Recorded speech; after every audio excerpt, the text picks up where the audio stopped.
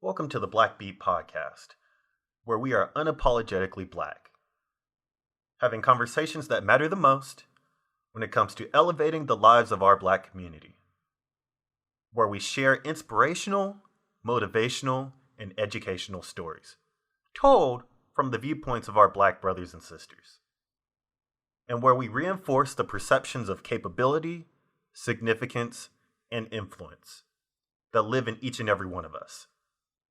Thanks for joining us. This podcast is hosted by John Washington. It is produced by Flossin Media, and it's mixed and mastered by Stephen Christian.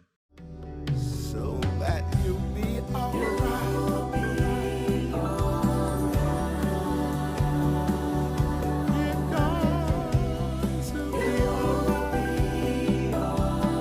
You're gonna be alright. You're gonna be alright.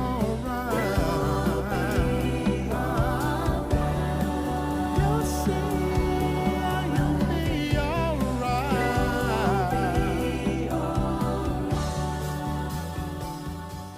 Welcome, gentlemen, to this edition of PDX Black Beat with your host, John Washington from Flossin Media.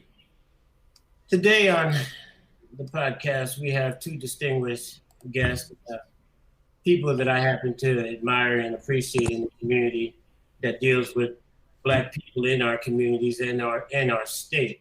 And today I have with me Mims Rouse, the executive director of the Coalition of Black Men, and I have Mondaine, who is also the chair of the NAACP, with me today.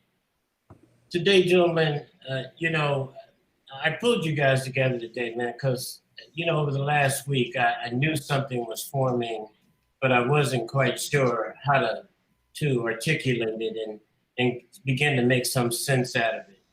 But these numbers that have been coming back for our demographic of Black people in relationship to Corona-19, the virus 19, man, it was staggering. And so what I wanted to do was to pull you guys together and just have a brief discussion as to how you guys see what's going on, what's your thoughts about how we as a community should begin to coordinate and begin to address some of these issues that are related to African Americans in this virus. And there is a couple of different sections of that. That's not only from the health-wise and the overall condition of Blacks in Oregon and in the United States, but also how what's your perception of how the financial impacts in terms of these rollouts and these types of things? How would we, because we tend to want to believe that the worst of us or the less of us are generally the ones that receive the least. And so in terms of support and help and that kind of stuff. So what I'd like to do is to start out with just to get a little check-in with you about some of your thoughts about, what I began this conversation with. Where are you as the NAACP looks at it and on the national, especially on the national, and then you can bring it back into the local. But where do you see things at right now, Edie? What's your sense of your experience going on right now in relationship to this conversation around Corona-19? Well, I see history repeating itself, and once again, I see that the African American community is the first harmed and the last informed. Statistics don't lie. We're always at the bottom of the pile, and while being at the bottom of the pile, we are the most resilient people on earth. History has taught us that we're resilient, and we're resilient because of these types of things. We always seem to muster up sunshine in the midst of thunderstorms. It is imperative that we collect ourselves as a community and stand as a united force because we are the bottom. We're at the bottom of the pile, and I'm an avid believer in this. When you stir from the bottom, everybody rises. Our shoulders are strong, and we need especially those that are in leadership in our community to rally the troops and to get us to stand together on one page and talk about what it is that we need in this country. Because it's not just the virus that we have to worry about, it's the prize. It's what's going to happen after this is gone. This is going to last. Trouble don't last always. But the after effects are going to be with us for an indefinite amount of time. Thank you very much, man. And you nailed some of that stuff. I mean, but before we get into that, Mims, would you like to share a little bit of your thoughts and how you've been experiencing from your leadership and the organization that you represent, or just even your personal thoughts? How are you receiving some of this information? Yeah, so I rubber stamp everything that Pastor Mondaine just said. We are resilient. This isn't the first time that we've been through this sort of situation. Everything that happens to the United States is amplified in our communities. But, due to our resilience, we keep pressing on. All we know how to do is make it. Yeah. And so we're going to make it through this.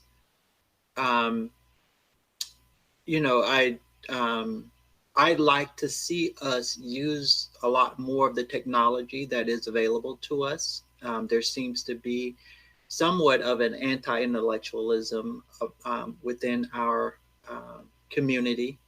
And I'd like for us to push back on that. I like for us to demand certain things as rights. One of them is access to a computer and access to internet, because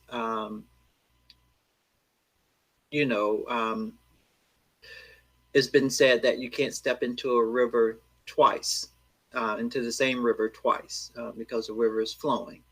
And yesterday is gone. We're living a whole new reality today. And I think that we should let tomorrow go, and that we should consider what technologies we need in order to progress. Do you think, historically, most of these types of situations, gentlemen, it's like the train leaves the station without us on it, right? And so how do we begin to look at some of the impacts and the flaws, especially things that are coming to light right now, in the fact that the state of our health for the African-American community? How do we begin to somehow or another, in your thoughts, how do we begin to look at that on a local level here now? And what should we begin to take a look at? What are your thoughts about our next steps in terms of that we're enlightened and informed about our condition in America? I happen to believe that most times, we take what the status quo or the majority says to us with a grain of salt or a grain of sand, I should say. And we don't really, we hear it out the side of our head mostly. They said to us the boogeyman was coming, and most of us go, well, that boogeyman been coming for a lot of years for us. So, but then was that a reason for me to get in off the street? Or is that a reason? Do you think that this virus is a serious matter that we as a people should first and foremost recognize that it is a serious matter? Dr. Ashwin Bashan, he's a public health expert and assistant professor at Columbia University in New York City. And I echoed his sentiments. This virus is an equal opportunity crisis, but the impact and the burden of it is not just going to be shared equally. Like most things in our society, it's going to be regressive. So it is imperative that we begin to create clarion callers on all fronts to talk about the systemic racism that has stood with us and steadily stands with us in terms of frontline initiatives and making sure that all of us that have will are at the table. We've got to sit at the table and not just be there, but we've got to eat. We've got to partake in the meal. Yeah. And we're not going to do that until you said, hey, you missed me. So it's just not playing a black card. And a lot of us like, oh, you're going to play that black card. Numbers don't lie. Yes. when we look at the numbers, we understand that it is what it is. So therefore, just like, I'm very, very happy that the first funding available for small businesses was in the Jade District here in Portland, Oregon. That was wonderful. I'm glad that the Asians, the richest minority that we have, got some help. However, statistically and strategically, it was an error. We always should start with our most vulnerable and those of us that have the greatest need. Equity is not equity if it's given in the wrong places. And I'm telling you something, unless we stand there and make the noise and use our broad shoulders and strong arms, it's not going to happen. So my answer to you is to use our broad shoulders, strong arms, and big voices. We're going to have to kick the door down and say, we're here. All Yes. right. Now, and I echo that sentiment, but I also echo this one part of this expression that goes, you don't have to be born Black in Oregon for your Blackness to matter here. So make the contribution. I see that caption, and I think that sometimes, man, we have this double message that we have to our community, is that somehow or another, is that since you ain't from here, you can't help to do something, you can't move something. Okay, so I like to make sure that we get beyond that, because we ain't enough numbers most of the time in the state of Oregon for us to begin to even alienate one Black person that come here. But I think it's really important that we tend to understand that the most important part, that how we were affected in the past was that we were not allowed the right to gather, and to make and stake a space collectively. And so we still have that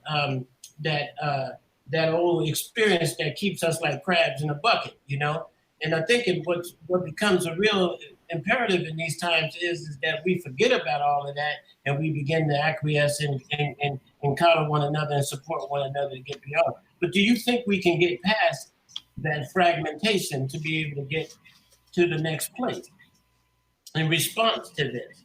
I mean, because after all, it's going to take a collective effort. So do you believe that there are resources and opportunities in place for us to begin to build some type of collaborative, supportive reality to insulate the Black community here in Oregon? So I think it's interesting that, the pastor mentioned the race card. What many people won't say is that we were given the race card. And so we can play it as we wish, since we've been granted that race card.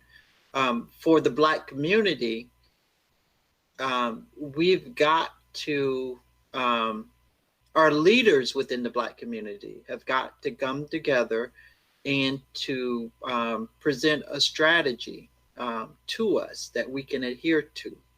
And unfortunately, we as a community tend to look to other people rather than within our group for help. And I don't know when that started, but it's never worked to our benefit. Oh, I'm so in support of that. And I was just thinking that, Mims, not to interrupt you on that, but this whole notion that we always got to get somebody else to help us get to where we're trying to go. Meaning that most of the time, like this last round, let's just allude to this last round of funding to small businesses, right? Now, did anybody know how that selection process went, why they chose the businesses that they chose? And was there any kind of system that was a collective reality amongst us that said we would encourage these businesses to be supported and to make sure that these businesses stay in our community? Because is that most of us live from one paycheck to the next paycheck in these small businesses. So do you believe that process was a process that was structured in a way that was designed to help African-American businesses in our community, or do you think it was just a process just to help business? So I think that, just briefly, I think that there's no solidarity within the Black community to stand in those spaces to say, here's what the Black community needs. We need Black town hall meetings, and they don't have to be in person. They can be live via the internet. But we don't have anyone stepping forward to say, hey, everybody gather around. I need your voice so that I can take that back to these power centers, these centers of power. And so, that's my position, is that we need a leader. And, it's nice if we have multiple ones, but we do need our voice centralized and presented. And too often, our leaders here in Portland, specifically, they tend to have one foot in the Black community and one foot in other communities, and not really doing us much service. And so I would really appreciate someone who speaks solidly from our corner. And now I'll be quiet. Well, John, and Mims he hit it spot on. Nepotism here, especially, I don't know why, is extremely rampant. And like you said, you have to be from here. I've been here 35 years. My boys were born here. My grandchildren were born here, all of them. And I decided to come out of my little corner in 2016.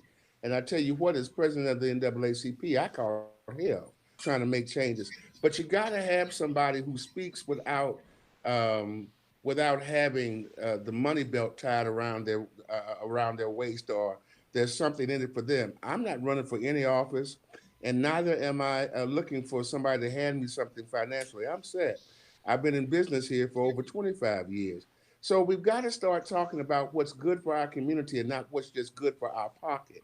And unfortunately, we have seen a whole lot of folks that are in this race because of what it can benefit them.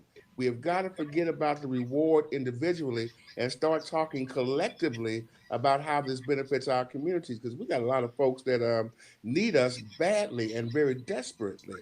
And we need to be here for them. So I'm again echoing what Mims just said. We've got to create a town hall that says, what do we need and how are we going to get it? A lot of people don't understand what the NAACP does. We're not a service provider, number one.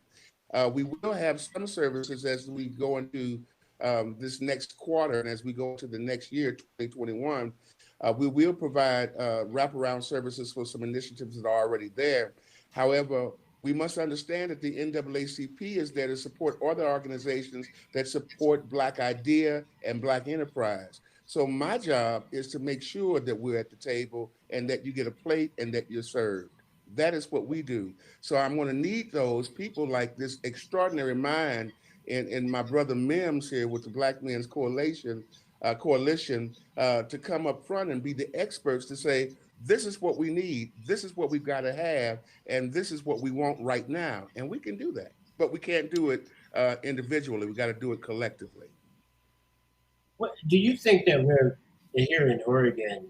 Do you feel that the information about our condition here is truly being revealed, or is it on the whip coming, or do you think that we have to some degree began to mitigate the virus, the coronavirus 19 here in Oregon? Do you feel we're doing a good enough job for Black people to alert them, to aware them, and to address some of their needs here in this state? Well, I don't think that we're doing a good job globally. And one of the things that have been a curse to the African American community is access to anything, access to information, access to funds, access to just basic needs. We need to talk about what our survival looks like and our sustainability in cases like this. This virus has done us a great justice. It has created a place across the world that we have to hit the reset button and say, where are we lacking? Now, listen, God has given us a gift. So if we look at this gift and say we don't want it, then that's on us. But now it is time to talk about how does our community stay resilient? with the powers that our ancestors have given us and taught us, and how do we sustain ourselves, and what is it that we need to do to incubate ourselves and make sure that we're getting everything that we need. That's up to us. And I'm going to challenge all of our men, especially, to push us towards that mark, because that's why we were born men.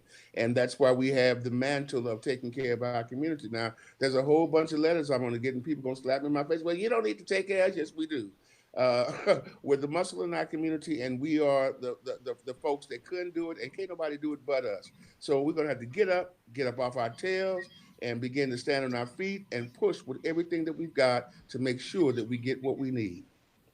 Now, Edie, you spent some time talking to the mayor. Do you believe the mayor hears the needs of the African American community here in Oregon?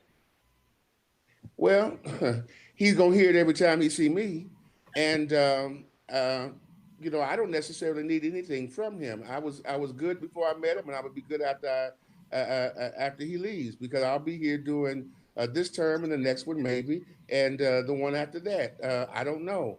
But I do know this, I need the collective voices of our people to go in the room with me to tell me what it is that I need to be telling him. I need you all to tell me what I need to be telling the governor. It's not about what I think, it's about what my community thinks. And it's about the power that stands behind us.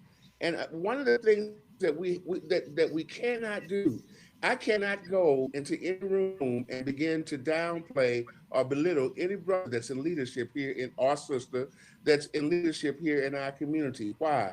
Because if I do that, I denigrate the entire power of who is at the bargaining table right then, and take away from the fact that we are serious and we're real. We got to learn once again to stand together. So when I stand there with the mayor, I can't stand by myself. I need Mims, I need and you and every. You were in the midst of saying this one part, which before you got out of there, you were saying that. I really would like to respond to what he said, because Okay. I think there's synergy. Go for it, man. Oh, okay.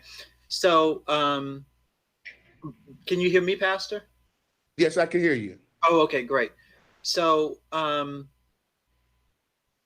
what the Coalition of Black Men need, and I think what many other Black organizations need, and I've talked to several other Black centers of power, is that we need first to take inventory of our organizations. Right. And, because not everybody is going to join your organization, not everybody's going to join my organization, but typically everybody's going to join a organization. They're going to, and if not officially, they're going to listen to any information that comes out of that organization. And so what I would love, and I've asked one other organization to do it, and they pushed back. They simply didn't want to share their information. They said that the information they had curated, and it had a value to it, and they weren't going to just give it away. And so that's a problem, especially in times like this. I mean, that philosophy really starts to do us harm in times like this. But I think that the NAACP and the I forget the other really large organization here, Black organization, Urban League. Yeah, I think that they can play a really significant role right now in bringing us all together, because all the Coalition of Black Men need, all we need is an invitation. That's all we need. Tell us when, where, and we're going to tell our constituents when and where. And I will say that as a group, we need to do some work around trusting each other, and that's just going to take time. But I think that, and anyone who knows me knows that I'm not above shaming people. And I Yes, sir. think that is a tool that is not used very often, but is very effective. And so, if we take inventory of these institutions and shame them when they don't show up, Yes, sir. here's we send an invitation out to such and such and such and such, and their leader is this person, and we didn't get a response. If you know how to get in touch with these folks, please let them know that we're trying to get a hold of them. I um, agree. and I think that we need to stop playing the Portland nice, um, and start getting the black real. Like, we know how to get real Yes, and sir. use that to our benefit. Yes, Um, sir. yeah. Well, you know what, Mims, I think you're onto something. I think historically, though, the question is, how do we get past the apathy? But then what centralizes us? What do we galvanize ourselves around? And do we begin to take out any kind of conversations about the name on the brand, but more so collectively the people that the brand represents and address? And then somehow or another we come into the room with that God. intention to deal with our community and to be a part of our community, and it be as a significant point and to about the long-term welfare of our community. How do we begin to galvanize this process and bring these people into the room? And so, but tell me this, gentlemen, in your minds, do you believe right now that the end result of this is going to arrive us to a place that once it's all settled and done and the train leaves the track, do you believe we have positioned ourselves well enough to be able to recover from this scenario? Other than our ability to sustain in spirit, what about our political and economic positions and health positions in this? Do you believe we're doing enough at this point in time to begin to address the needs of our community in these areas? Well, I think that we galvanizing our community, iron sharpens iron. And once again, I'm echoing Mim's thoughts. We have got to come together, and we've got to begin to shame those people that don't come to the table. And we can't be nice anymore. For a long time, I was the nice guy. I didn't respond to all the nastiness and et cetera, et cetera, et cetera. But that's another day. It's time to stand up and say, wait a minute, this ain't about me. Look, I'm past 60 years old. I got another 30 years to be here, perhaps, maybe 40. I don't know. However, we need to understand. Joseph Laurie told me something a couple of years ago. He said, um, you've got to be able to organize in the grassroots. And when other folks won't come to play, you create people to play with, and it'll shame them for not being there. They'll want to be a part of what we do. Absolutely. So what Mims and I are going to have to do is come together and say, to hell with these folks, and and Mhm. say we're going to organize something so spectacular, so mouth-watering, and so juicy, and the fruit from that will be so plentiful that everybody will want to come to eat. We all remember the story about Henny Penny, the hen that wanted to bake the bread, and then when she wanted somebody to help her gather the wheat and crush the wheat and do all the work, they didn't want to do it. But when the bread got baked and they smelled that joker, and she put butter on it, she said, "Who gonna help me eat it?" So everybody came to the table. She said, "I ain't giving y'all none of it." So, so what we're gonna have to do is forget about these folks that won't come to the table. We invite them, of course, Yeah. but we ain't gonna beg them. But we're gonna beat the bushes where the best is. The best is always at the bottom.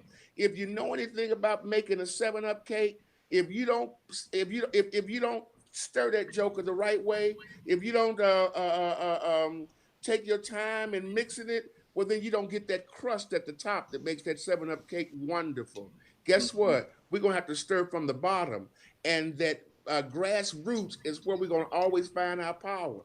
Remember this, my brothers. Malcolm X, Medgar Evers, Ralph Abernathy, Dr. Martin Luther King, they were all very unpopular men in their own communities. And it was Absolutely. wheat folks that stood them up. The NAACP was founded by white folks, Oh four God. white folks and Wow. 3 black people that hewed into an idea. Darling, guess what? Times ain't never changed. We just stopped growing with the times.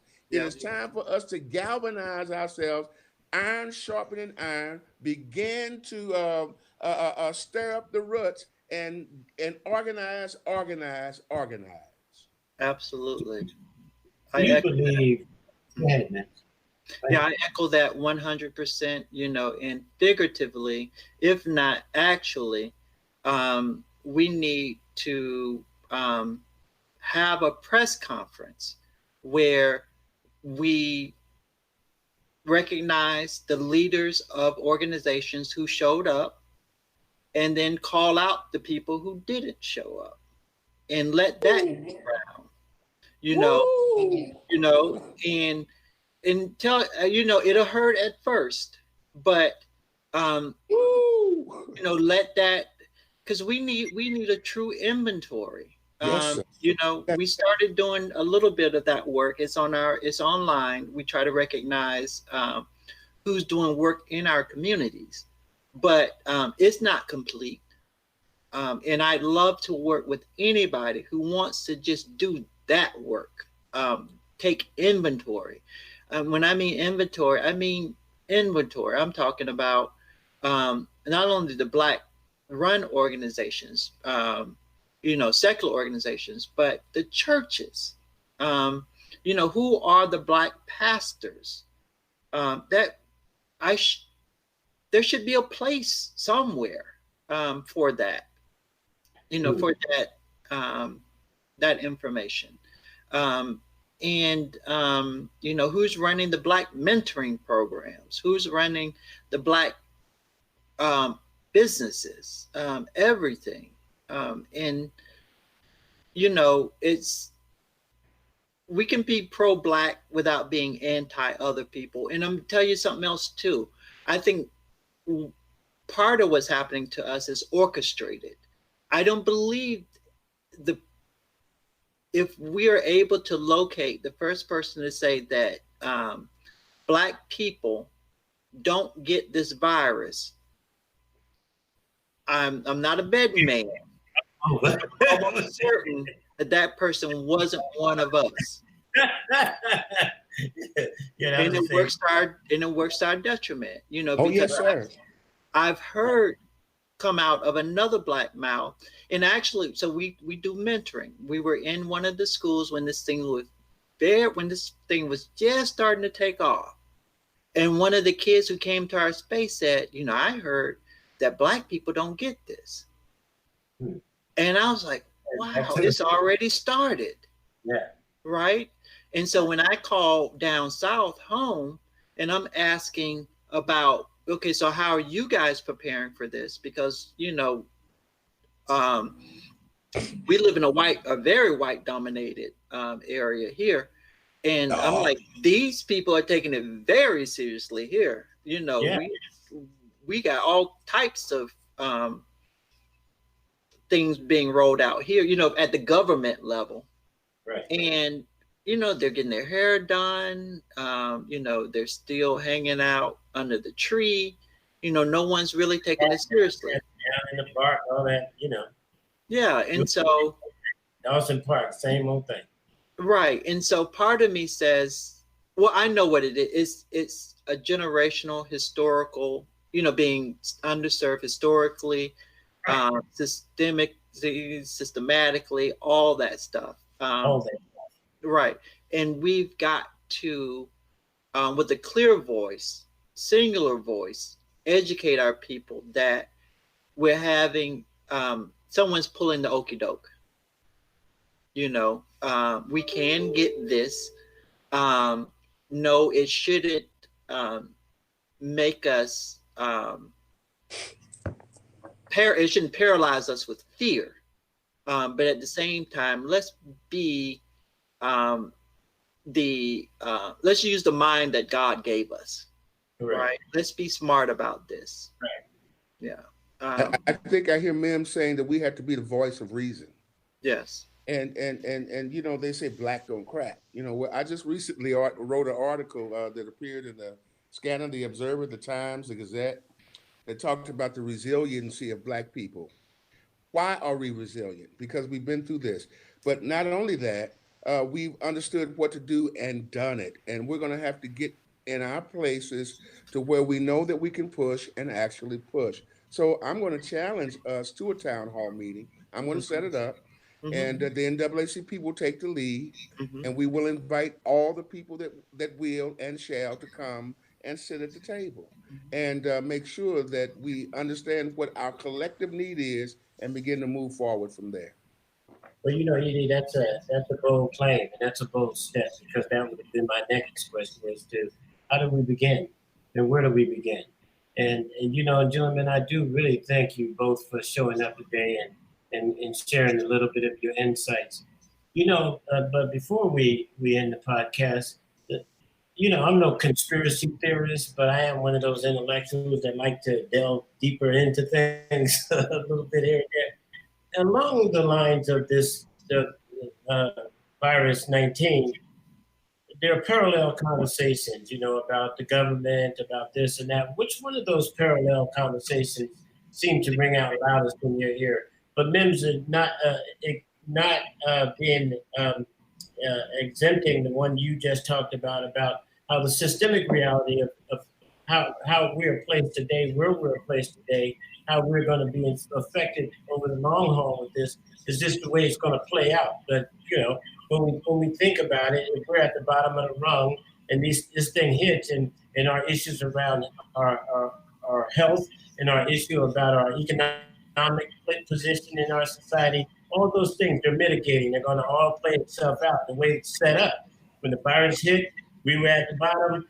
We had problems with our health. We have stressors that no other population has that contributes to a lot of that mitigating stuff, lack of education, lack of exposure to the internet, all of these types of things that are readily available. How do we just begin to take the low-hanging fruit and begin to mitigate that? But we can come back to that in a different podcast. But the one thing I was going to just, which one of those parallel conversations, not to talk too much about conspiracy, but which one of the parallel conversations to the virus is ringing out in your head? Such as the issue about Trump, it being a biological warfare weapon and all these types of things. Which one for you seems to be ringing out in the head as a parallel conversation? Well, I don't know who said it, but somebody said when white folks get a cold, we get pneumonia. Yeah. Yep. So we have to understand that that's really real, and that's no conspiracy. That's just the truth. So understanding, that whatever affects the rest of the world affects us 5 times worse. That's where we got to be. And understanding this, if there's no toilet tissue on the shelves for the general population, we ain't gonna get none for 2 years. So again, galvanizing our community, iron sharpening iron, and getting ready to do the fight that we got to go through. And I think that in calling this town hall meeting and beginning to lift the voices that are there, that's going to give us the wind to go where we need to go. We've been there before. We've done that before. We'll be there again, and we'll be represented once again as the resilient Black people that we are. And we're going to prove to the world that Black don't crack. Yeah. And I'll say this, what we can't do is we can't allow the politics of things to hinder us. Sometimes we look at the politics and consider them insurmountable. And the politics there, they are it's an illusion, right? And so what we need to do is we need to speak clearly about what we need and let them worry about the politics of it. And keep saying what we need until they work out the politics of it. Because one of the things that we want,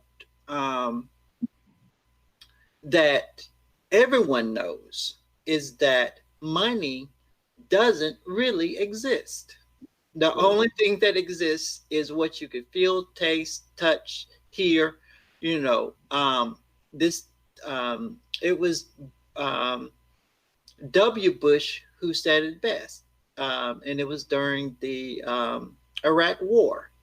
He said that everyone's walking around talking about money, and he said that if we run out, we'll just print more, right?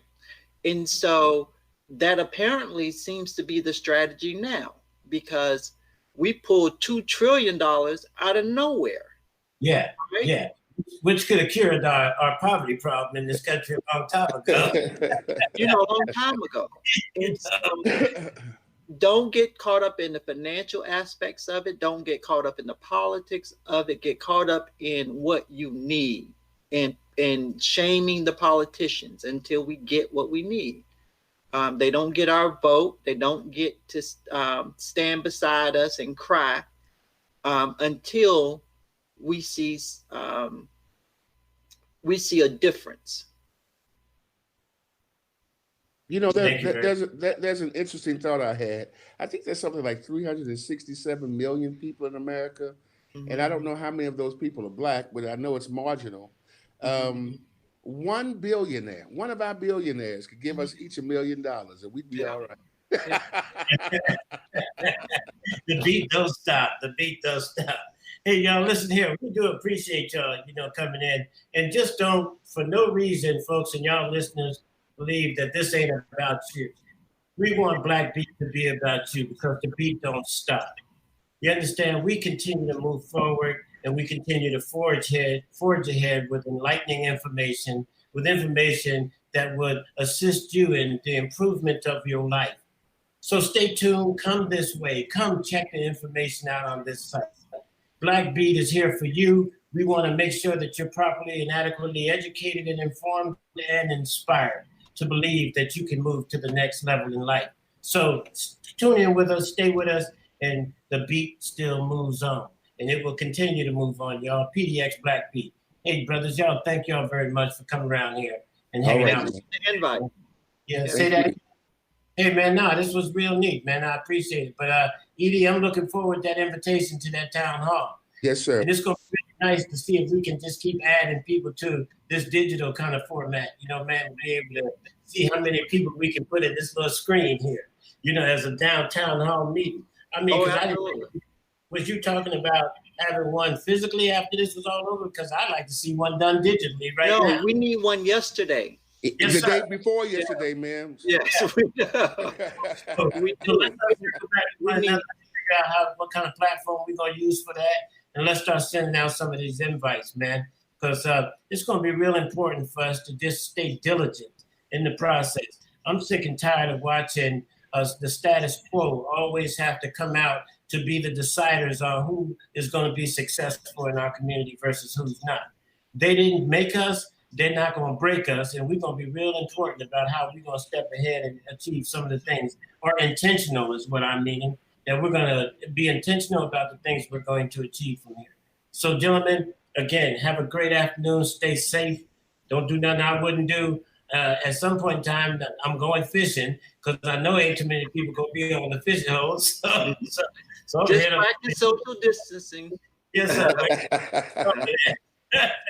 Because we at that age right now, we can't afford to get nothing but some money. Be safe. But I do appreciate y'all brothers coming in, man. And again, if we can be of any help to you, when we get this finalized, we'll get it out to you, get it out to your people, let them hear what you guys got to say, and we do appreciate you. You hear? And thank you. Soon come, gentlemen. I'll talk to you soon. God bless you. God bless you too, Edie.